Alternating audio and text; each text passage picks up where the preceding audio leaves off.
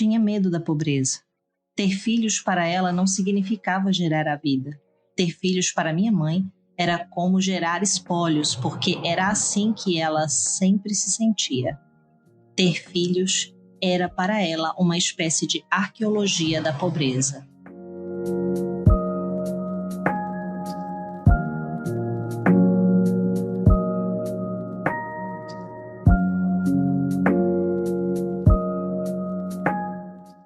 Olá, eu sou Vanessa Espinosa, historiadora e professora. Aqui você está no Resenha Relâmpago, onde trago resenhas rápidas, sem spoiler, para facilitar a minha, a sua, a nossa vida de leitura.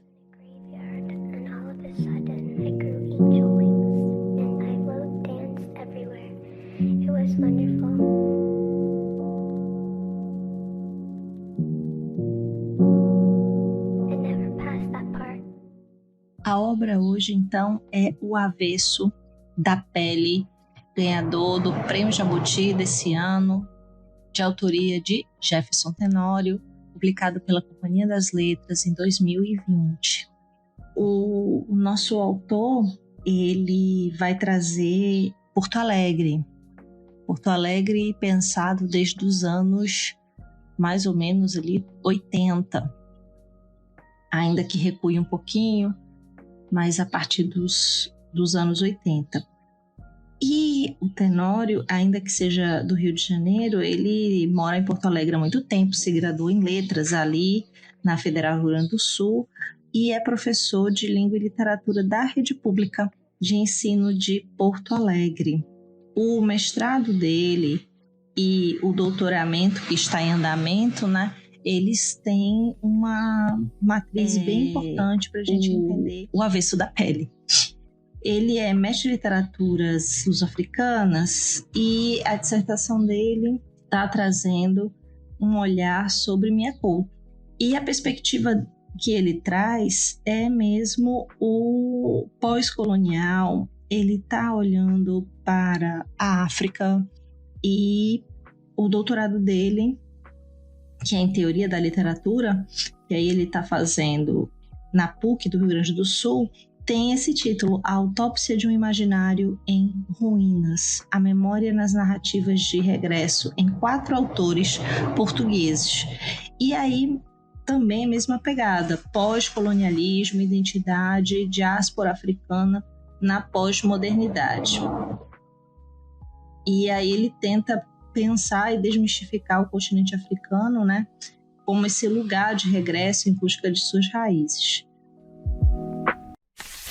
Um outro ponto que é bem interessante e que isso vai contar um pouco do Avesso da Pele, por isso que eu estou falando para você todos esses detalhes, é porque ele está tentando trazer nesse problema acadêmico, né, vamos dizer assim, avaliar as nuances e a complexidade da representação do pai nessas literaturas contemporâneas.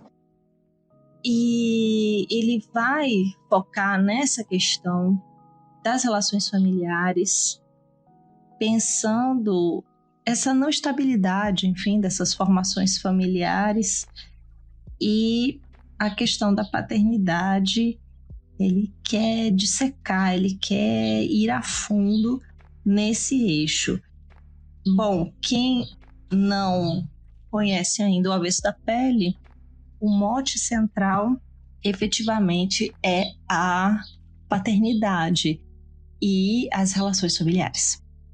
O Jefferson Tenório é autor que tem uma estreia desde 2013, fez O Beijo na Parede, foi eleito inclusive o livro do ano pela Associação Gaúcha de Escritores.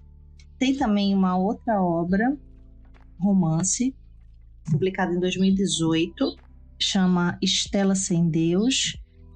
E aí esse terceiro romance, que é o premiado Jabuti, agora em 2020. Outra coisa legal de você saber é que as 3 obras do Tenório vai tratar sobre a negritude, sobre ser negro e todas essas relações de violência na nossa sociedade. Essa obra de Jefferson Tenório é muito importante e muito realista. É uma ficção urbana, se passa ali em Porto Alegre e está em torno da fala de um filho enlutado que tenta reconstituir a história da sua família, mas sempre em uma narrativa, meio que um diálogo com esse ser que morreu, que seria o seu pai. Sendo que você vai ler toda a obra, ele não vai te deixar sem essa pequena agonia de tentar descobrir ou tentar entender qual o motivo dessa partida do pai.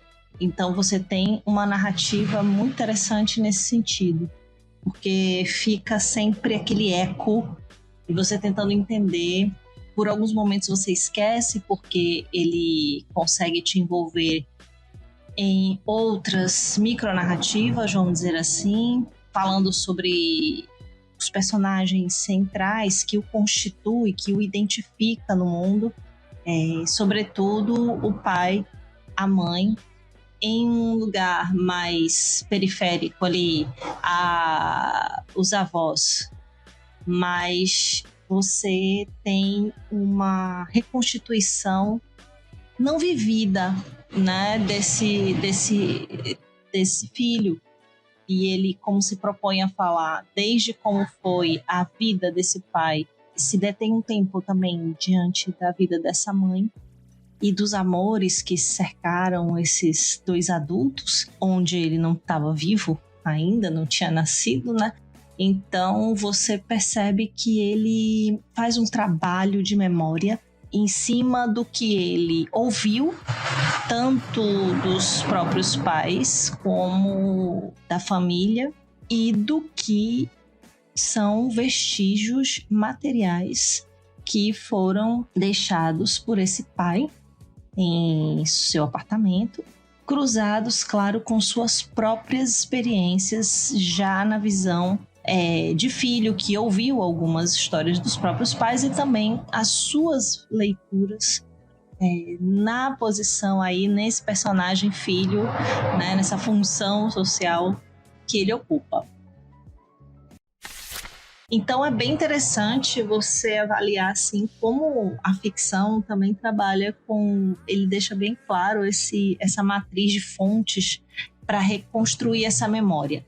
Lá pelas tantas, quando você vai lendo o Pedro sobre a história do Henrique e da Marta, e você vai chegando a essa conclusão naturalmente, assim, construída, obviamente, por ele, mas você vai construir, poxa, mas ele não tem como saber disso aqui, como é que ele tem tantos detalhes, de tanta intimidade?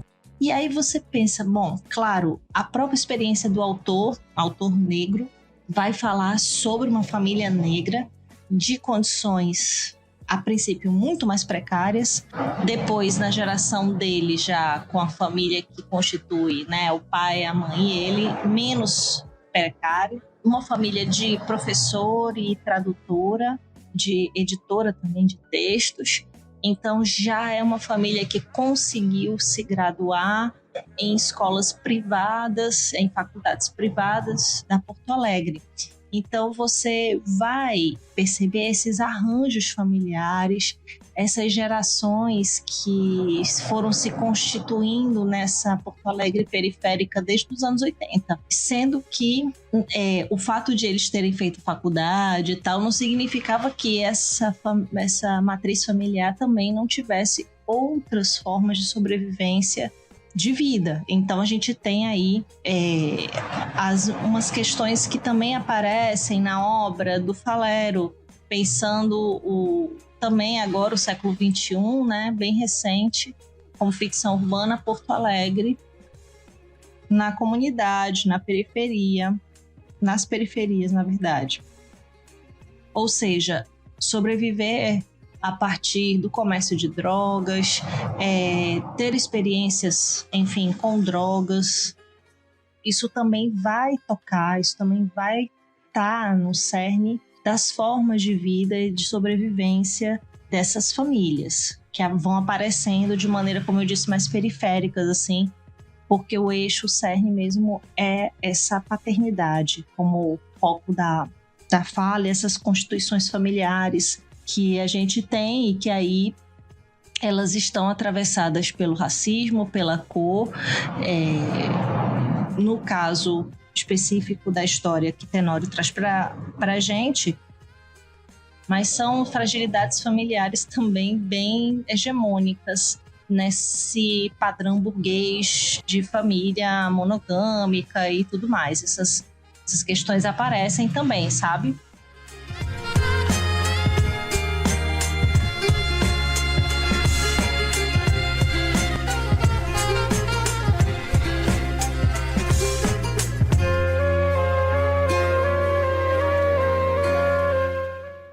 Olha, você vai descobrindo quem é Pedro, quem é Henrique, quem é Marta no decorrer da narrativa.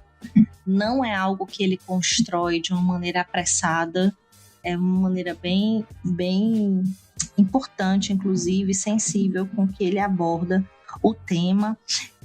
Como a questão do racismo ela vai sendo amadurecida,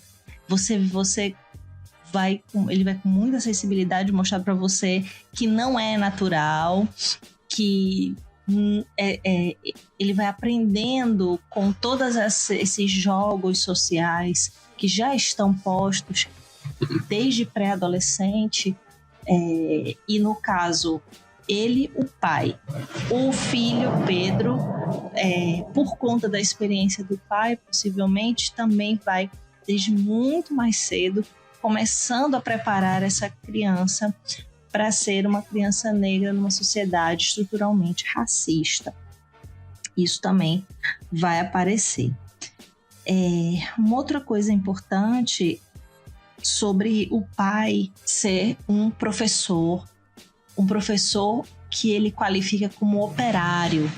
Muito interessante como ele vai trabalhando o cansaço, a rotina, a verve de uma escola pública periférica, como ela consegue exaurir qualquer tipo de vício, de alegria, e essa estrutura, né, escolar que está dentro de uma lógica capitalista, ela consegue te exorcizar, vamos dizer assim, de tudo de bom que você poderia ter com a lide de ser docente. E aqui ele coloca na página 150, inclusive a obra tem umas 185 páginas, tá? Ela é bem, bem fluida, bem rápida de ler. Ele escreve, abre aspas, e essa foi a sua luta. Ver gerações e gerações de crianças e adolescentes passarem por você, virarem adultos e esquecerem da escola. Te tornou, em última análise, um ser invisível, você pensava. Um ser esquecido entre o quadro e o giz. Então, ele era o único professor negro da escola, escolas periféricas, inclusive, que diz muito sobre essa matriz social que a gente tem, né? Portanto, ele se diferencia socioeconomicamente também de várias outras pessoas negras periféricas que não chegam nesses estágios, assim, né? De graduação, de achar postos de trabalho e etc. Mas, ao mesmo tempo, ele tem... o filho tem essa leitura, né? Do pai operário atolado, sobrepassado pela lida do cotidiano, inclusive sem tempo para ele atolado de coisas para corrigir sempre e de responder a várias burocracias da escola. Então tudo isso vai meio que matando também esse tesão em viver. Então você vai encontrar uma excelente narrativa de Jefferson Tenório, uma sensibilidade para falar sobre racismo de uma maneira muito tocante. Você percebe um filho com um nível de entendimento na narrativa sobre a paternidade, a maternidade e todas as suas relações familiares que advêm dessa escolha de, enfim, tê-lo, né, no mundo, muito sólida e muito surpreendente. Eu recomendo que você leia para já essa obra. Rapidamente você com certeza vai conseguir terminá-la.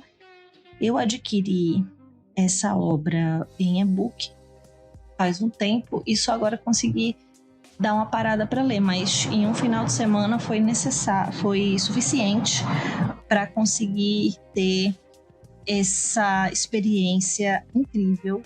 Mais uma vez, uma leitura ficcional, sensível sobre a nossa estrutura racista dentro da macroestrutura capitalista, a partir de uma grande reflexão do luto, falando sobre pobreza, violência e o Brasil do século XXI.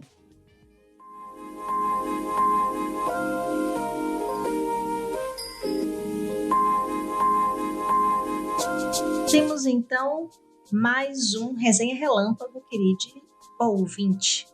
Para continuar sua experiência com o nosso podcast, me siga nas redes sociais, @vanessaespinosa.ufrn e o Clio, @Clio História e Literatura. Links estão na descrição.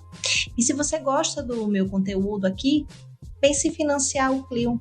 Estamos no Catarse, Pix e PicPay, além das nossas lojinhas com camisetas, livros, como sempre, link na descrição.